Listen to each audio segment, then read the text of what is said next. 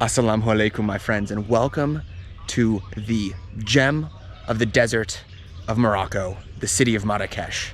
I'm in a beautiful botanical garden to start this day off here at the Yves Saint Laurent Garden and Museum. It's a quiet little oasis away from an otherwise extremely dirty, aggressive, and culturally interesting city. So we're not interested in gardens, we're not interested in botanical things and expensive ticket prices. We're here for culture. So I needed to take a breath, and now I am ready for the chaos of Marrakech. Let's do it.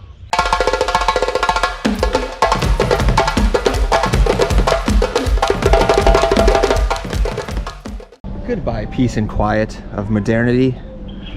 Now we're gonna head this way, and it's really crazy. It's incredible where you can see the money start. It's quiet, it's peaceful, it's clean, and when you can see the money stop. So we'll walk literally 400 meters that way, right into the heart of old Marrakech. All right, here we go. We're entering the old Medina now, and we're gonna walk down a smoky, traditional street of vendors. People cooking, selling, a lot of stuff going on here. A lot of stuff. For me, Morocco is really the land of contrast, the land of super rich and super poor, the land of super new and also super old school. People doing things like they've been doing it for the past 1,000 years or so, but also in a different way because there is new money here and people building really nice new things. One of the weirdest things that I find about Morocco, and Marrakech in particular, but also Fez, is that people tell you can't walk in certain directions because they're closed or because they're praying in a mosque, which doesn't make any sense. So if you guys know this information, definitely comment below. So let's go into the old Medina now. These walls were built in the 1100s. It was the first time they put walls around the city. And I want to get into the details about the Red City of Morocco, Marrakech.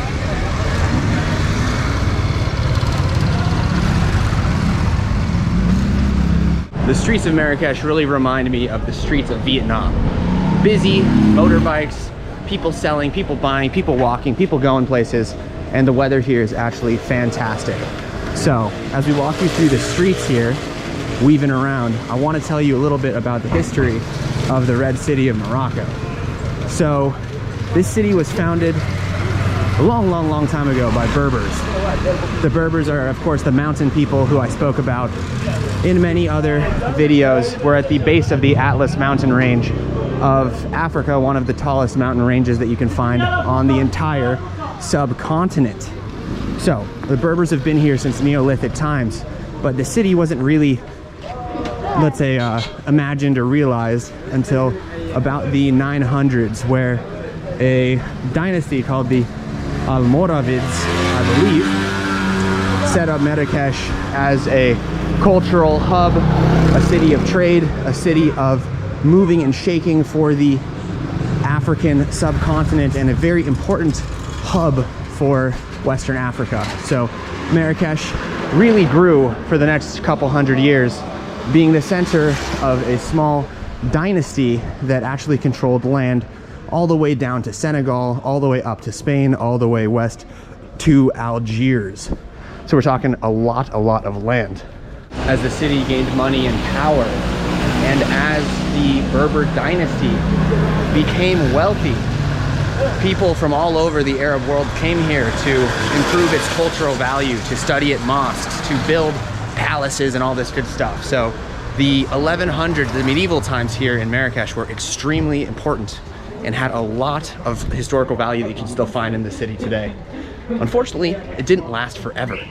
And basically in the mid 1200s, the dynasty started failing a little bit. And then the Marrakech was basically subdivided after the death of one of their last kings, Yusuf II of this particular dynasty. Essentially what happened was his kingdom fell, there was some fighting, there was some lineage issues, and the Marrakech was conquered by the Zenata tribe, which was another Berber tribe, and the city basically fell into ruins. Fez, as you guys saw in a different video, popped up as the cultural capital of Morocco. And it wasn't until the mid 1600s that Marrakech recaptured its fame as the place to be in Morocco and in this kingdom of the many different caliphates that have ruled it. So now you can see a little bit of the old, a little bit of the less old, we can call it the Islamic Renaissance of the 1600s. And we will discuss that as we hop into the Medina. So one cool thing that you'll find here is that there's the donkey trash collectors of Marrakech. And they have these donkeys because the streets are so narrow. The donkeys are still here and the guys are doing their thing. You have to remember that anytime you have an interaction with anyone in Morocco, they want you to pay for it. So I gave the dude 50 cents for his time on the video, and he just said, no, I want more money than that. That's just simply not enough. To which I said, nah, I'm not paying you any more, my man. But he had very, very tough hands, the hands of a working donkey trash collector, and that's what's important. Assalamu alaikum. Where come from? Serbia. Oh, this way if you want to see the market. I'm just going in. Hey, go.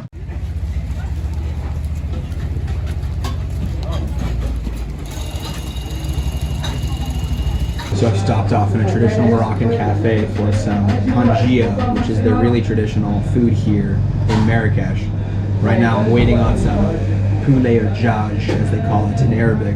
But we've got here some Moroccan tea, beautiful. Some harissa, this is the very spicy sauce of Morocco. Some lubia, the best one I've tried so far. And a really traditional piece of Moroccan bread. This seems to be like a really aggressive cafe. They have just men, only men working in the markets over here in the Medina come here to eat. Really cheap, like 15 Ds or like $1.50–60 for lunch. And my favorite part about the whole thing is that they're playing the Hajj, the pilgrimage to Saudi Arabia, in the top corner over here.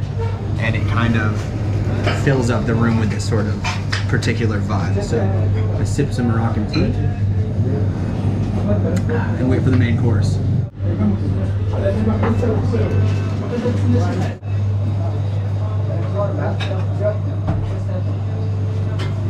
I've had this dish lubia in a lot of places. It's really just stewed beans. It's so rich and delicious. They've got onions in here, different kinds of spices. Ras al hanout, the delicious flavoring of Morocco, turns the beans this kind of yellow, and it's so rich and nice. Would really recommend, and it's always cheap. It's like the food of the people. So we finally got the tangia. I waited about like 20 minutes because I think it just wasn't ready. They cook it in these large pots. Sometimes they do the small pots. There's like clay pot and they stew it. So here you've got some nice chicken. My favorite part about it is they have the roasted garlic like ready to go. And look at that. And it's got this very fatty, oily sauce. Let's get in there. So I feel like this is a bread situation. Pick it up with the bread like that. And squeeze an oily piece of garlic over the top and just go for it. So the tangia is super rich. It has this really nice sort of cumin, like spice mix on the outside. It's oily, it's thick. You got the roasted garlic. It kind of completes the full experience. So let's finish this up and get back out to the dirty streets of Marrakech. I think that food experience was indicative of life here in Marrakech. Loud, uncomfortable, a little bit awkward, but when you get what you need, it's amazing. So good. That was honestly one of the best dishes I think I've had. And it was just packed. That guy was just serving so much food. It's like unbelievable.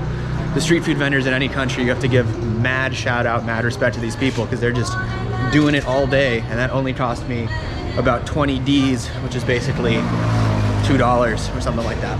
So I found this little pastry stop. He's got different kinds of fried squares that look like samosas. Qu'est-ce que le nom pour ça? Brewa. Brewa, yeah, brewa. And then I found here pastilla. This is the notorious sweet and salty chicken dish of Morocco. So we bought one. Merci beaucoup. Yeah. All right, I misunderstood how much it was. That happens, that happens. I heard 6, but I guess it was 20. So I got a little pastilla for 20. Did he rip me off? I don't know. But let's go to the center of the market and we'll figure it out. So now I'm going to take you guys to the biggest square in Africa, one of the most important parts of Marrakesh, where I'll tell you about the 1600s, and we'll also try this pastilla, which I'm very excited about.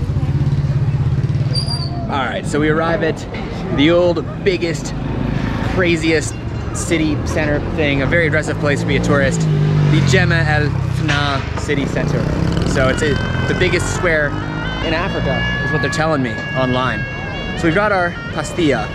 It's beautiful. It seems like it has some cinnamon on the top, some powdered sugar, and on the bottom you can see it's a stuffed, delicious looking bun of sorts. So let's give this a try.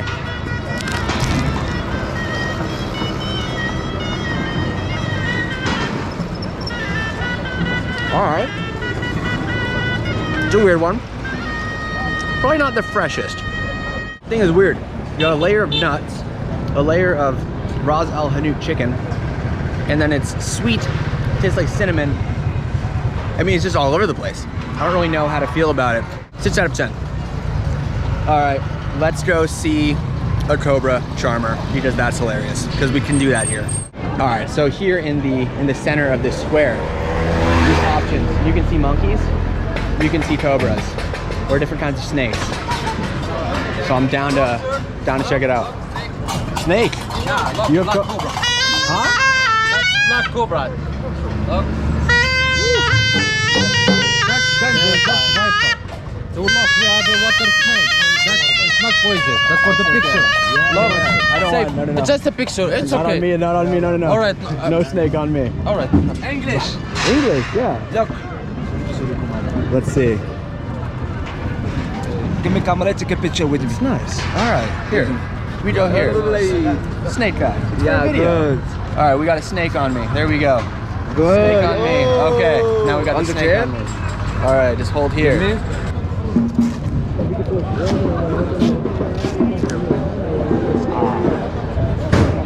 don't want the snake. No, it's okay. It's okay. It's okay. Okay. Cesar. What's your name? My name. My name. Good luck, inshallah. My name. Inshallah. Good luck for Apple Life. Thank Good you. arbeit Thank you. and good business. Good Interesting. inshallah. Inshallah. Okay. Wow, dude. That's Open. an experience. Bow. Open. Open. Close. All right. Thank you. Thank you. Can I give you 10 dirham? It's okay. Paper money for pictures. Paper money. Yeah, $50. 300. 300 Dirham, euros. Dirham. Look, Simpson Morocco. Dirham is Simpson Morocco. It's American. No, No, I'm gonna give you, Paper money for picture snakes.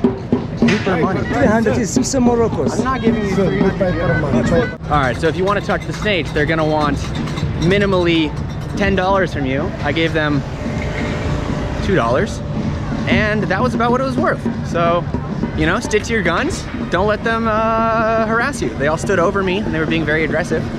Did not like that. They were very friendly when they were playing with the snakes, and that was the point. What's up, man? Woo! Wow, this place is awful. I gotta get out of here. It's just terrible. I don't want the monkey. No monkey. No monkey. No monkey. No monkey. All right. Woo! All right, tourist centers are awful. Let's get out of here.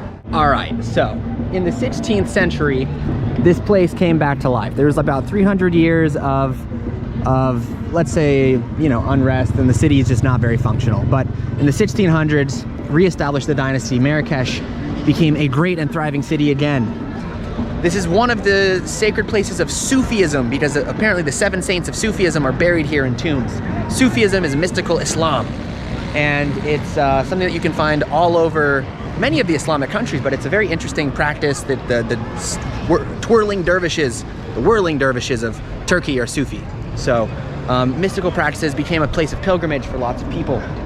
And Marrakesh once again thrived. They brought many different materials from the new interconnection of Europe with from Italy, from Spain, from England. They hosted large gatherings and all this good stuff. The kings of Morocco and living here in Marrakesh were very prosperous, and there was a lot of money coming in from sub-Saharan Africa, from the Gold Coast of Africa, from the Mediterranean. So this became a place of prosperity. Marrakesh once again dipped, I guess, before the French came here. Frenched it up, as the French do. And since then, it's become basically the tourist capital of Morocco. Tourists from all over Europe and the world come here for various reasons. It's a very aggressive city. It's a very interesting city. It's very pretty. They've got lots of stuff. I love the horse carts in the background. The Medina, it's all very nice, but it has a tourist kind of feel to it that you don't get in the other cities, and it's much more aggressive towards the tourists. So you see these guys standing over there. They want money. Anybody you see just wants money from you. So my goal would be to just avoid those people and try to experience the city with a local or someone that doesn't have a monkey in their hand. Walking around Marrakech, something reminds me of that weird British colonial accent, you know? Where are you? I'm in Marrakech, deep in the desert, or something like that, which I find super funny. Now it's not like that. Now it's just very touristy. And this is particularly the Morocco that I, for example, don't really enjoy, but it's just the reality. The reality on the ground here is Marrakech has both good sides and bad sides. Without tourism, it's poked a lot of holes in the social welfare of the people, and you can tell people are getting very, very, very desperate. Islamic conservatism is on the rise here, and you notice a lot more people wearing the full burqa, a lot of women, which is a big change, as Morocco has been quite religious but never very super conservative. And the last part is Marrakech is known for a lot of international prostitution, and it's really rampant around the city. And there's been videos, a lot of documented cases of child prostitution, people traveling here specifically for that, which is awful. So if you come to Marrakech, the important part is to buy locally, to do something wholesome with your time here, to of course visit the sites, and to try to support the people that are good and try to avoid the people that are bad.